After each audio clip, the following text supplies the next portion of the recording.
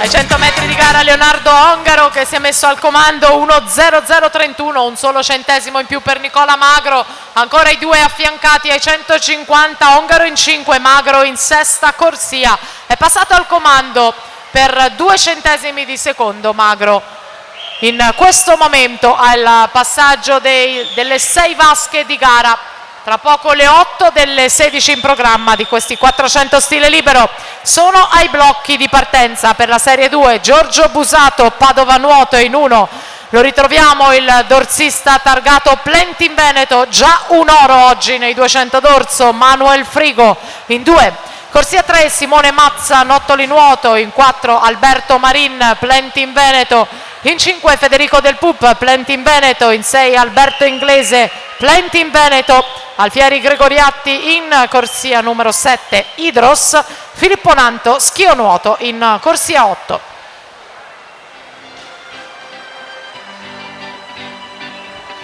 Intanto a disposizione per il cerimoniale di premiazione dei 400 stile libero femminili Eleonora Marin, Vittoria Grotto e Eleonora Brotto. Ripeto, Marin, Grotto, Brotto a disposizione per le premiazioni. Grazie.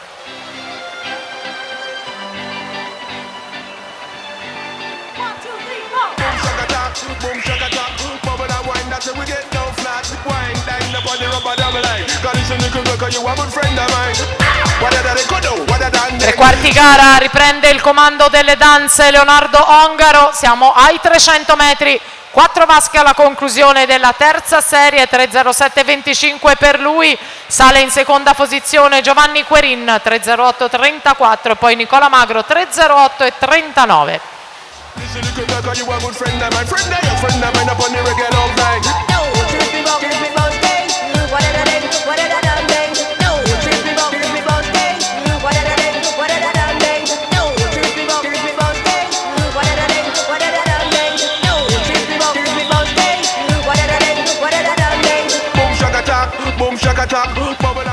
Attenzione Emiliano Brembilla alla postazione microfonica, grazie.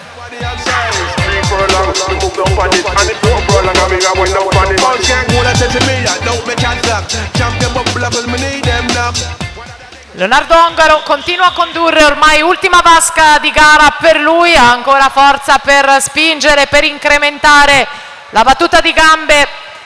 Primato personale, tempo di iscrizione 4:10:59, si va sotto 4:09:34, primato personale per lui per vincere la terza serie davanti a Nicola Magro e Giovanni Querin.